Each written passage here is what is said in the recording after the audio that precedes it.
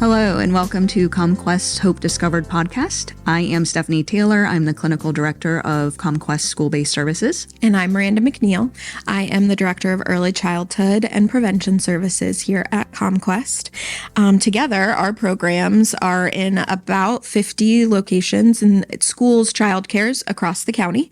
And with our school-based services and with our outpatient services combined, we serve probably around 3,000 children every year. Yep. And we thought we'd get together today to talk about something that many parents look forward to, but also might dread: summer break. Summer can be a wonderful time to rest and just have that family connection and go explore and do all the fun stuff. But it also brings challenges. The structure of school really disappears overnight. Your bedtime might shift, your wake-up time might shift, screen time tends to creep up a little bit, the chance for social interactions might go away, and for some children, anxiety, irritability, or behavioral concerns definitely become more noticeable. Yeah, and when we talk about keeping kids on track over the summer, we're definitely not talking about creating a really rigid, super structured schedule and turning summer into school at home.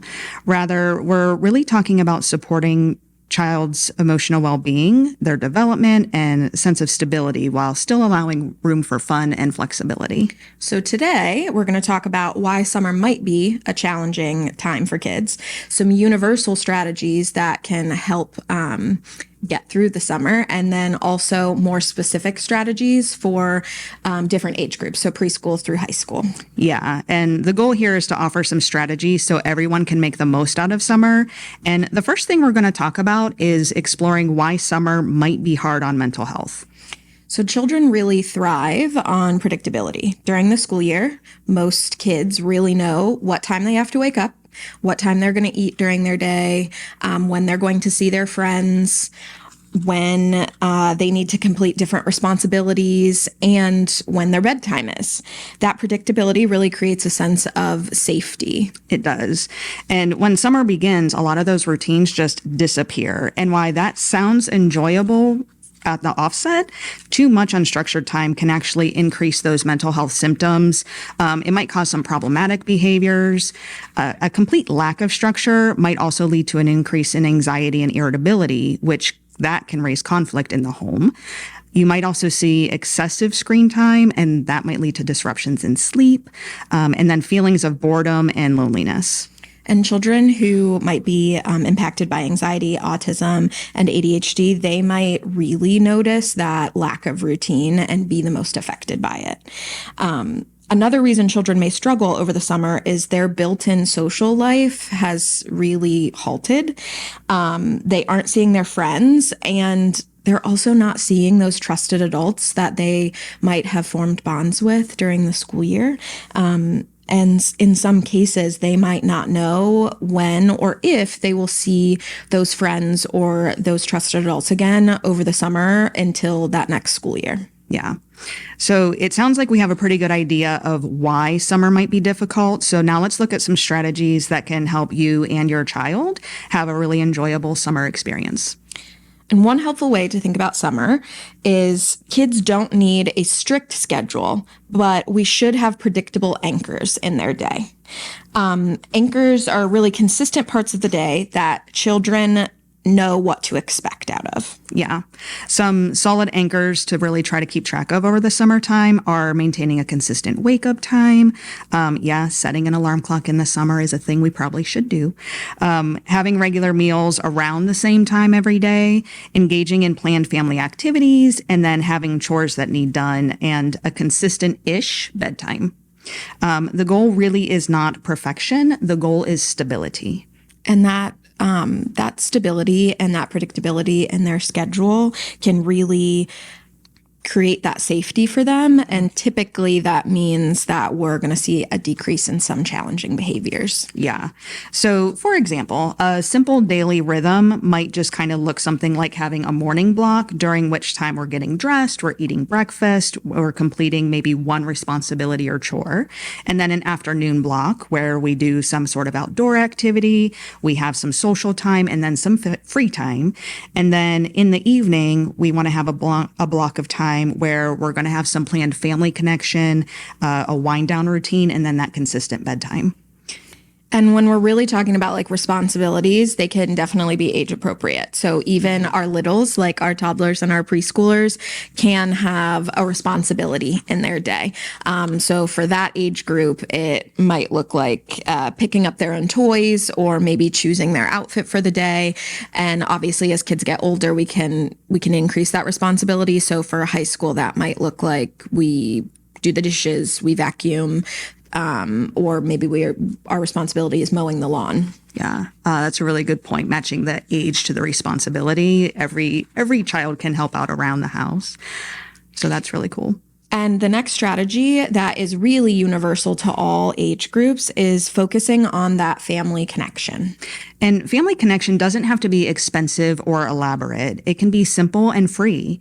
Children often remember that feeling of connection way more than they remember the specific activity. So consider some things like a family game night or movie night. And pro tip, you can check out board games and movies from your local library for free. Taking walks in the evening, cooking meals and eating them together, and backyard activities. And even just 15 to 20 minutes of uninterrupted time with your child doing a preferred activity really can strengthen your relationship with them and help their emotional well-being. Yeah. Something else that can be really helpful over the summer for all kids is to check in with them emotionally. Summer can reveal struggles that are easier to miss during the busy school year.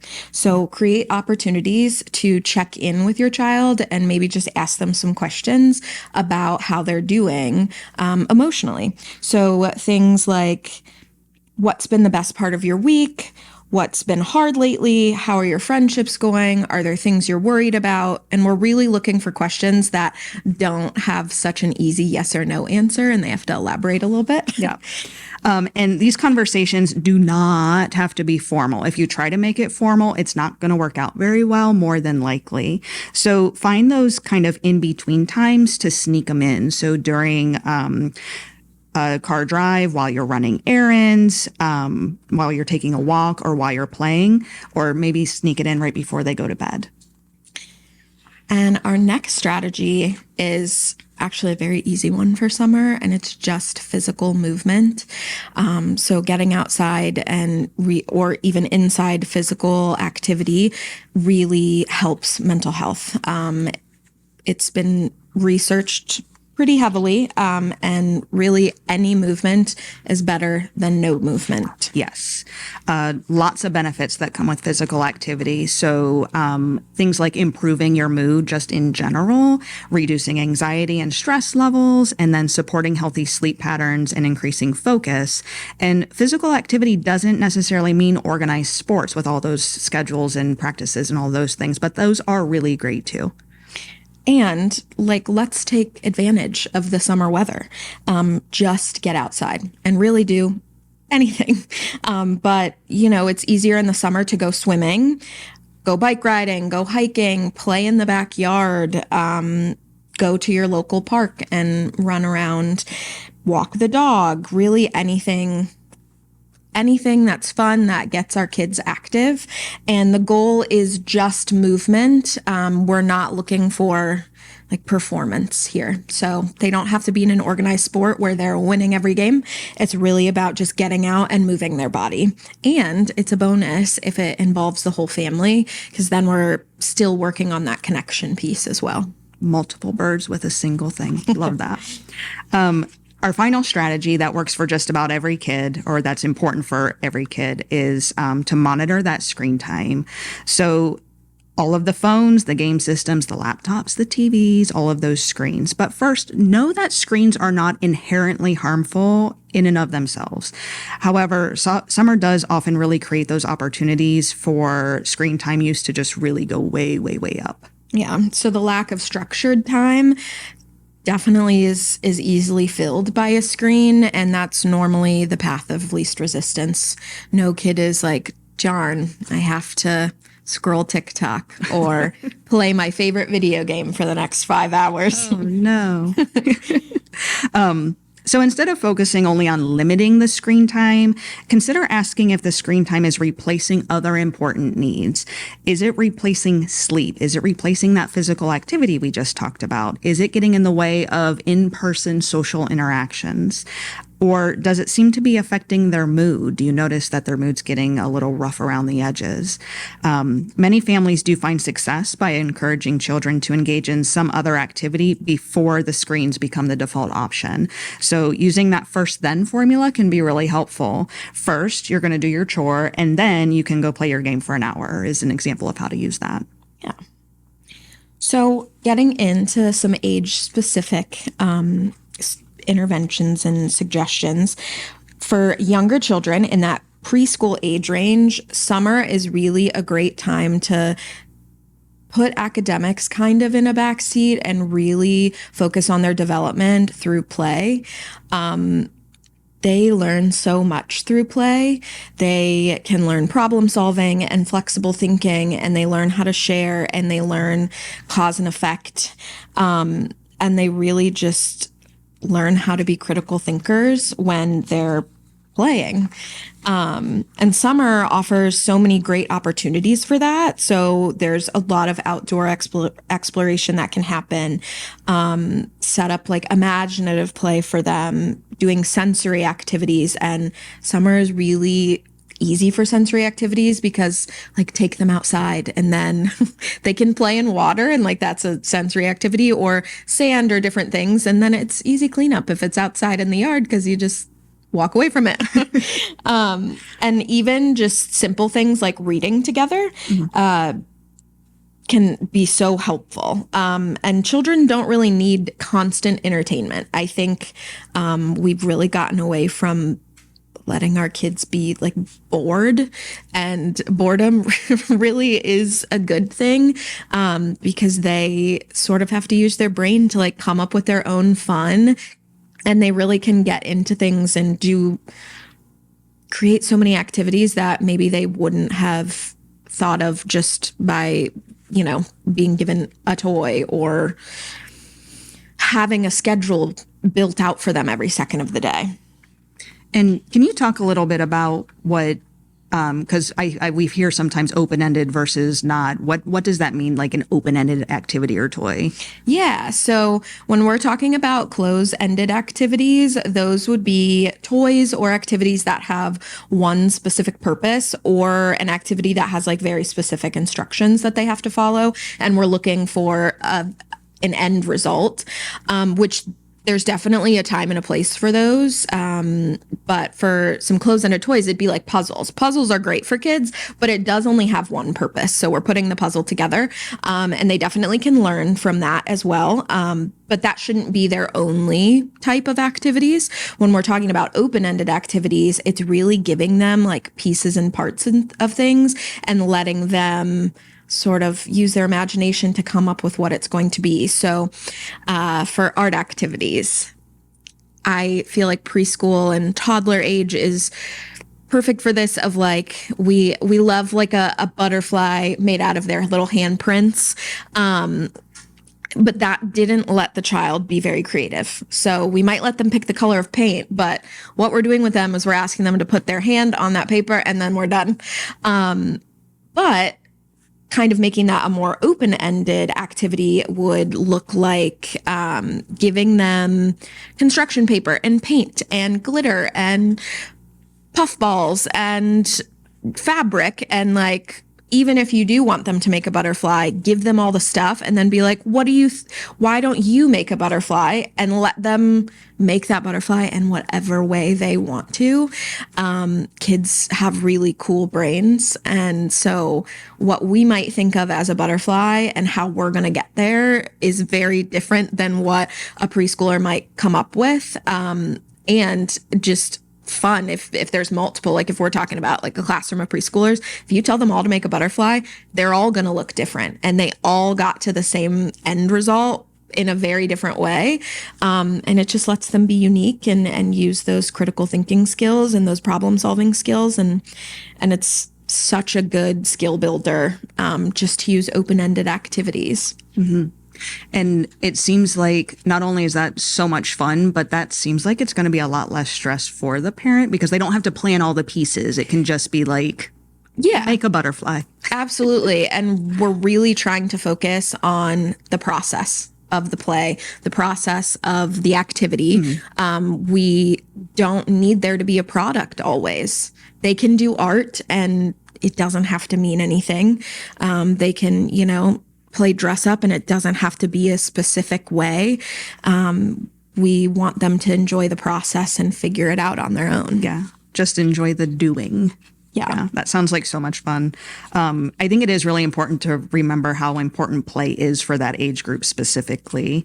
Another strategy for that age group, while we're on there, is consistency. We mentioned a little bit before, keeping a loose structure is very helpful.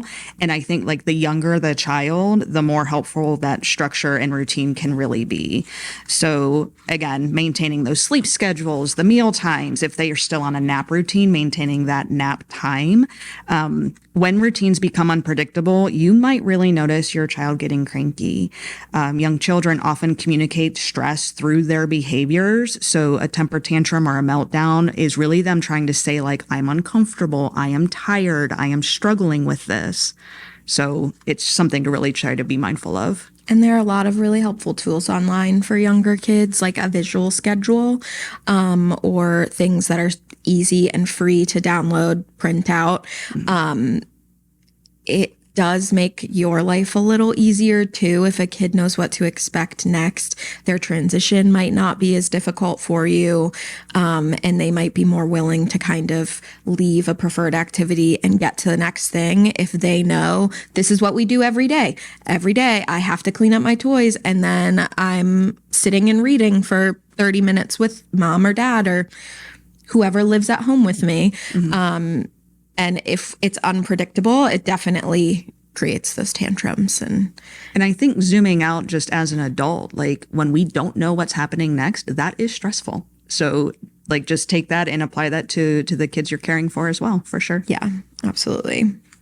Another opportunity over summer for young children is engaging with peers. So school is great for that. Childcare is great for that. They are forced to be with many other kids in their day. And again, they're playing and doing activities that help them learn those sharing skills and just how to, work with other kids. And when school is out, if there's no kids their age at home, like they might really lose that entirely over the summer. Mm-hmm.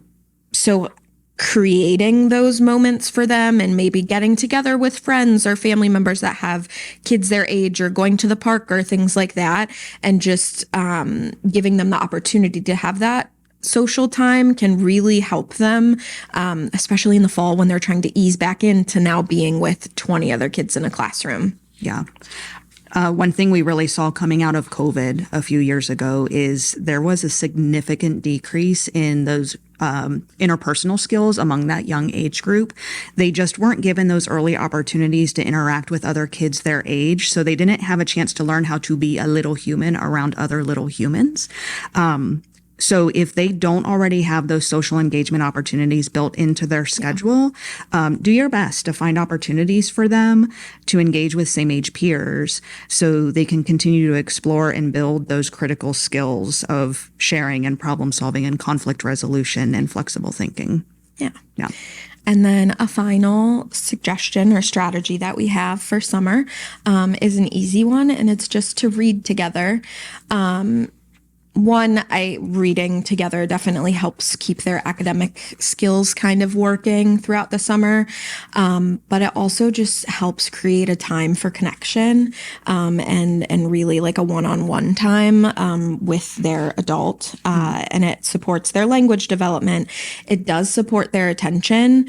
You can definitely tell when younger kids like have been asked or made to sit for an activity for a while, versus ones that are just have not ever experienced that. It's really hard for them then when they go to school or when they're going back to school, to switch back into that mode. And again, it strengthens that emotional connection, definitely. Yeah. And even 10 minutes a day. Maybe that's part of your bedtime routine, or a nap time, like calm down time in the middle of the day routine is just to sit together and read a story or two. Mm-hmm. And so now moving on to like our next age group, we're going to talk about that elementary school age bracket. And that group of kids, elementary kids, they often have the biggest shift in structure between the school year and then summertime. So again, summer should absolutely be fun, and it should include a lot of fun things. But again, they also benefit from those age appropriate responsibilities. And again, I don't mean that their entire day should be done or scheduled or structured doing chores, but having a handful of consistent responsibilities is really all it takes to keep them on track. So age appropriate tasks. So like making the bed, feeding the pet, helping out with dishes or loading or unloading the dishwasher, cleaning up their own toys, responsibilities like that, and having them take care of those responsibilities helps build their confidence and competence. And the earlier we can build those qualities, the better. And for our elementary age group, again, another thing that kind of keeps them on track in the summer is finding opportunities to learn. So not creating a classroom at home or trying to fully replace like a school learning environment during the summer, but getting them into fun stuff that's also educational. So reading books together again, visiting museums or going on nature walks. We have quite a few, I think, across Stark County that then they're free. And they, can be like a guided mindfulness walk or, just different like walking through the park, things like that. Science experiments can be fun, and still getting to use that critical thinking. And then cooking together. It's also a good way for them to learn how to follow directions if we're giving them like following a recipe and the instructions in a recipe. And then really look at your library for different programming. They have summer read-alongs and different like camps and activities and things for kids to be engaged in that'll still keep a little bit of that educational piece while making it fun for summer. And children often learn best when they don't feel like they're learning. So summer really is a great opportunity for that. Like, let's just do a fun project, and let the kind of the skill building like follow. Mm-hmm. For sure. And then something else that the adults in the child's life can do is actively facilitate that engagement with peers, right? We talked about this with the preschool age. It's consistent across all ages. Just what it looks like is a little different. So again, many elementary age children lose that daily access to peers during the summertime. So the adults can support their social development through setting up play dates with some of their classmates. If they get invited to birthday parties during the school year, keep track of those phone numbers, and then you can reach back out to those parents over the summer and say, hey, let's see if we can get our kids together at the park. See if there's any summer camp opportunities you can take advantage of, any community activities that are happening, and just in general, playing in the neighborhood, seeing if they can make some new friends. Those strong peer relationships are a really important protective factor in mental health. And with our unstructured summertime, it's a great opportunity for kids to maybe engage in some new interests or explore more openly to figure out like what hobbies they might enjoy. So different art activities or exploring listening or making different music.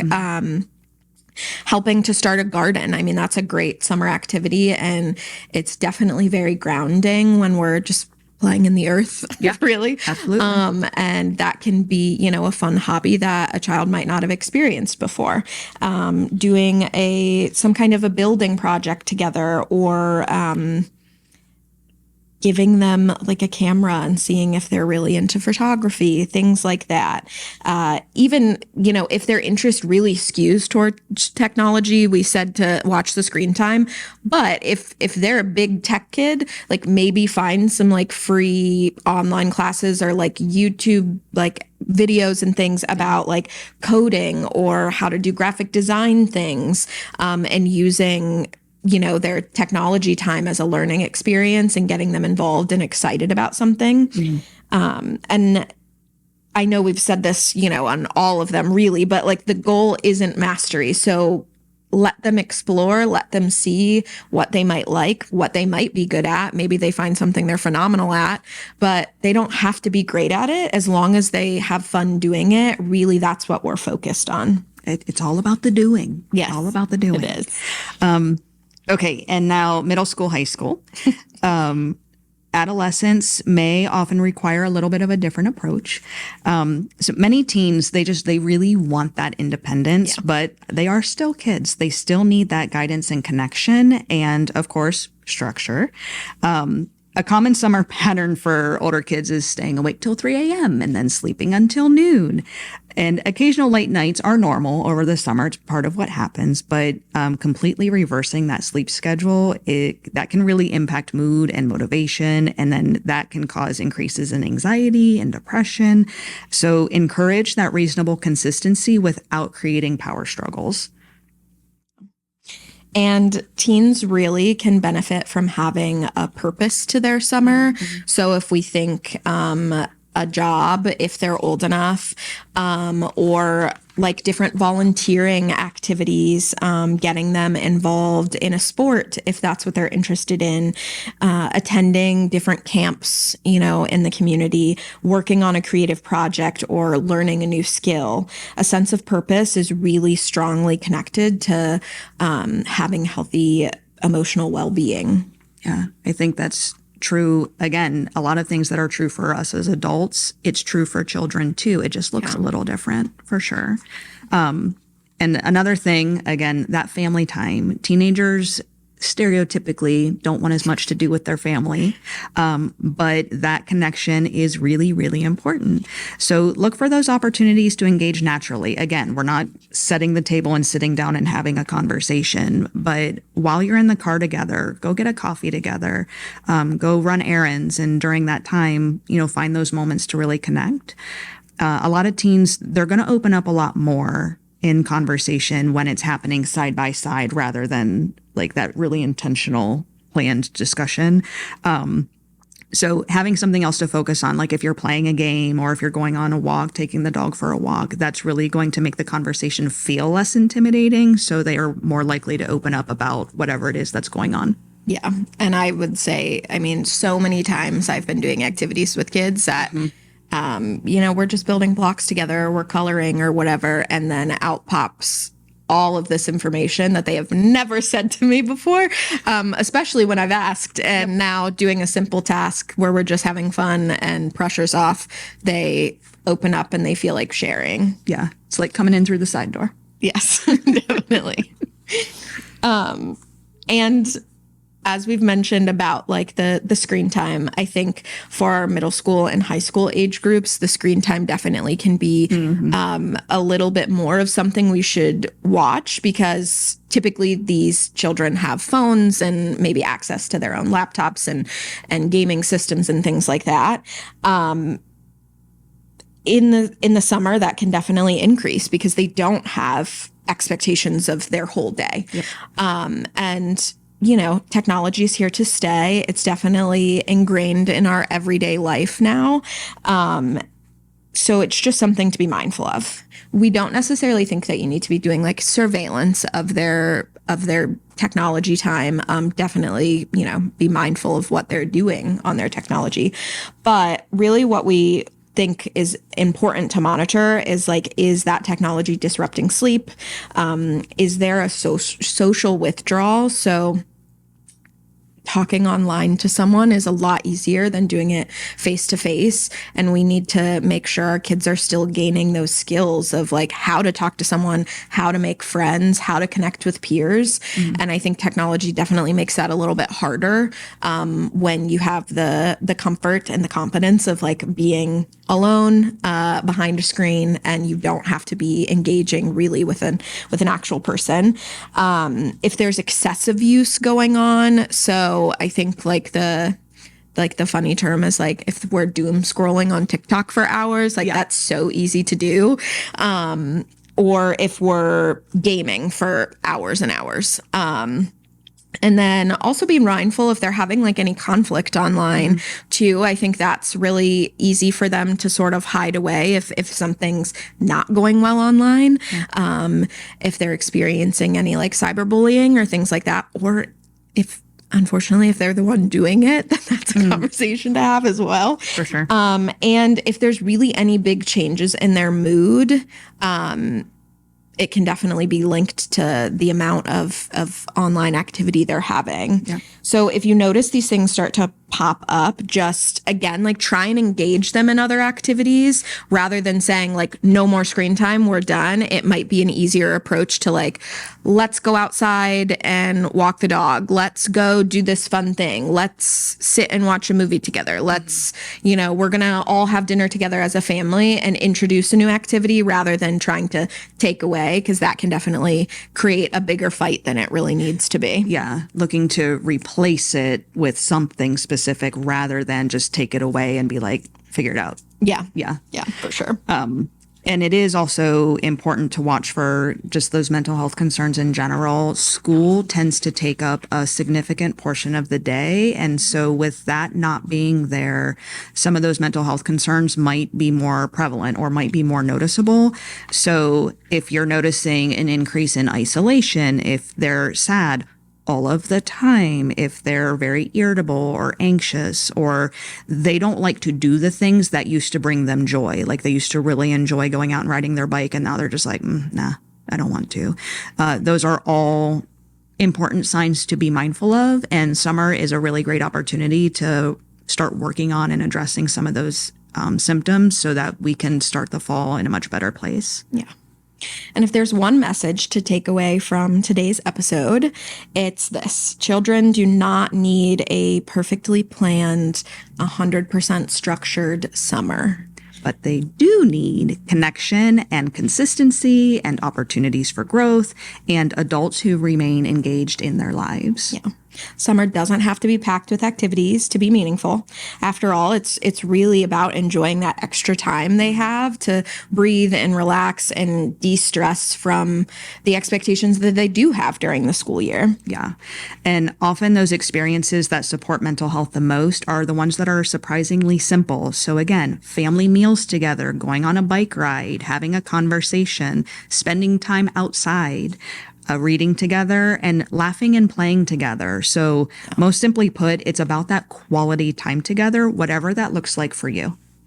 And as parents, caregivers, and professionals, we can view summer not as a break from development, but as a different kind of opportunity, one that allows children to strengthen relationships and build confidence and explore different interests and recharge for their school year ahead. You don't have to do it alone either. Leaning into community resources can make these moments even more meaningful and support your child's social emotional growth along the way. And fortunately, I think in Stark County, we have a lot of community resources. If you just do some light digging, there's so many summer activities for kids. We have programs at the library. The Palace Theater does a lot of programming with kids in the summer. If you're close or have access to get down to downtown Canton, like they do a free movie every Wednesday in the plaza on the big screen. And that's, such a fun, stress-free activity that is easy to access. The Ys in your area might have different summer camps or summer programming to kind of access and look into to get your kids involved in things. And don't forget your local library. They're always a wealth of information and have a lot of activities all of the time. But I think that's about it for us for today. So thank you so much for joining us today. We wish you and yours a very happy summer. And remember, ComQuest is available to support the entire family. You can learn more about what we do and how we do it at www.comquest.org. Thanks.